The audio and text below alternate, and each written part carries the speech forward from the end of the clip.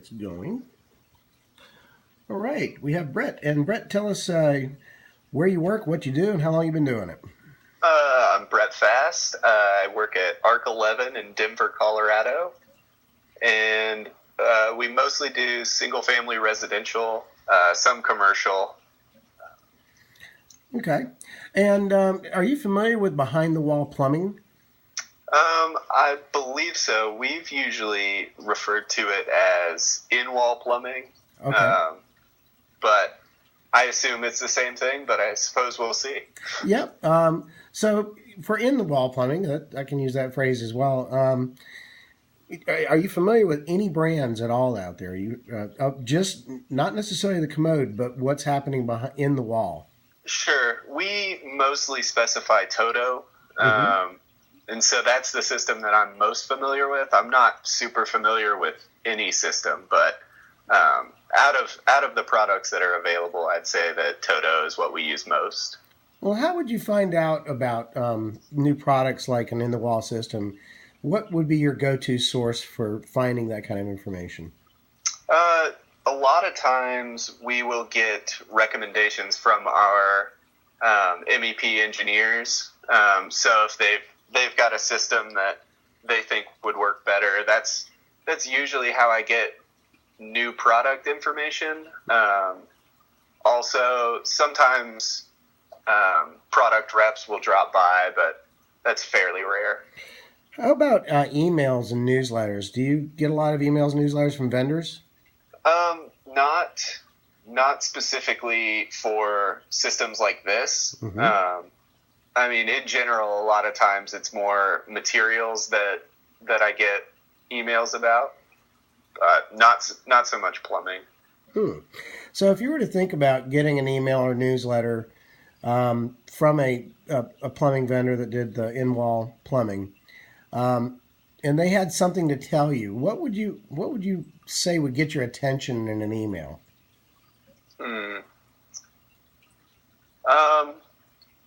I think for designers in general, I think one of the big kind of turn-ons or turn-offs for an email like this would be just the general aesthetic of an email, as silly as it may sound.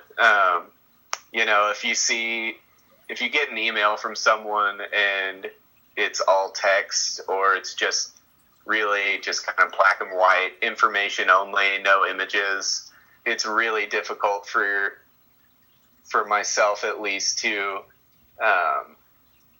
stay engaged with that.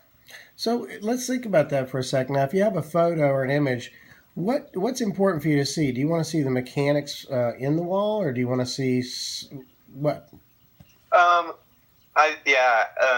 For a product like this, I think seeing how it works is a big part of it, because if you're just getting new information out of the blue, it's more helpful to kind of have a representation of what it's actually going to be doing, and also why that product is any better than anything else that's out there. So what are some advantages of a in-the-wall or behind-the-wall plumbing system for you as an architect?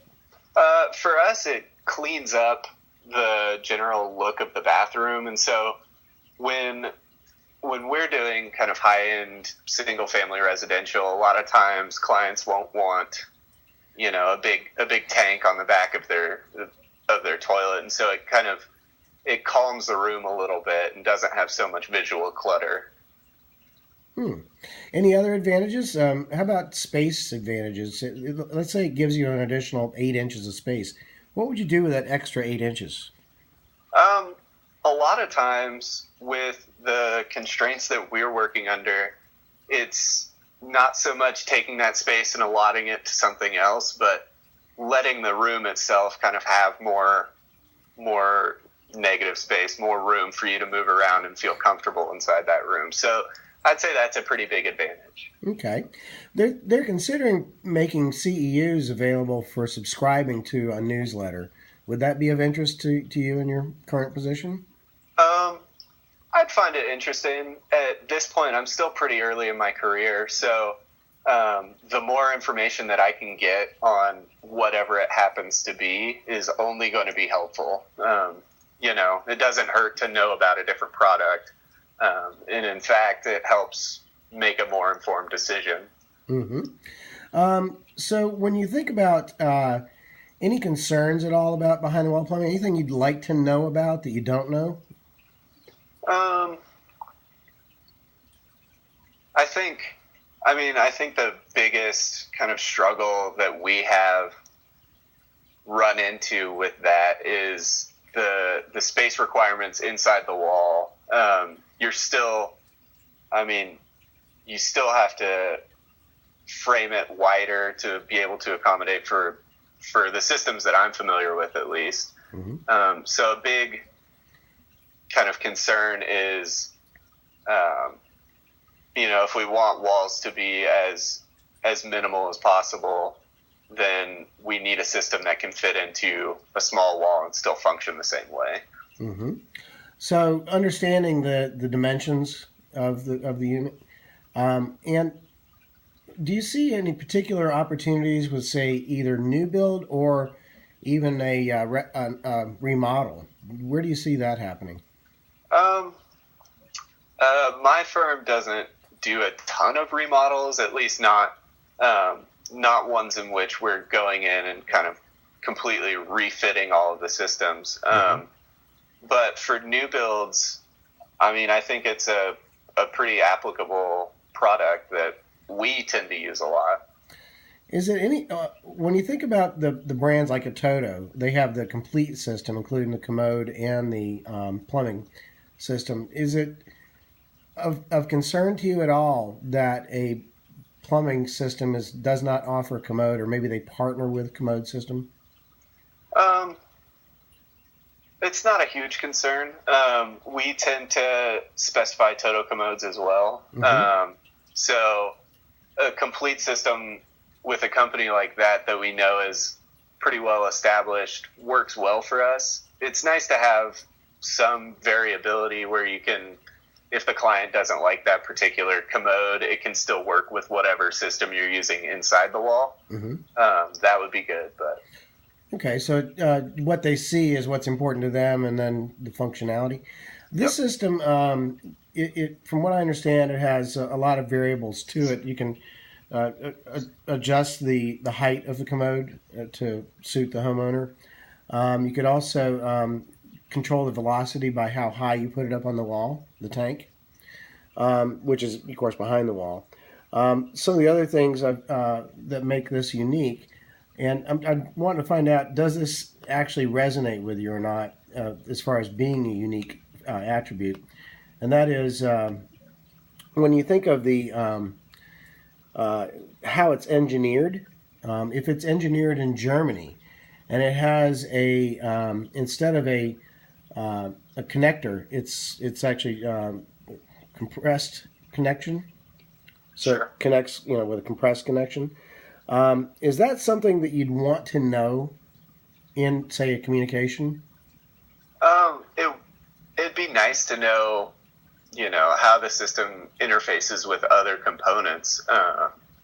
That's pretty key. A lot of times we will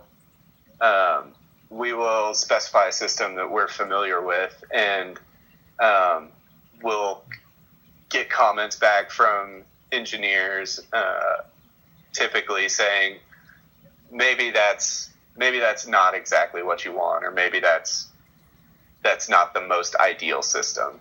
So this is interesting, this dynamic between the engineer and the architect. They've been marketing it primarily through engineering groups, and they're very interested in reaching out beyond the current engineering community to attract more AIA and SIS and NKBA, those types. Sure. How do we cross that bridge? The first step has got to be just education, in my mind. Mm-hmm. There are so many systems out there for any part of a house, any part of a building, that, you tend to kind of stick with what you know and what you've done in the past. So if you can kind of get your name out there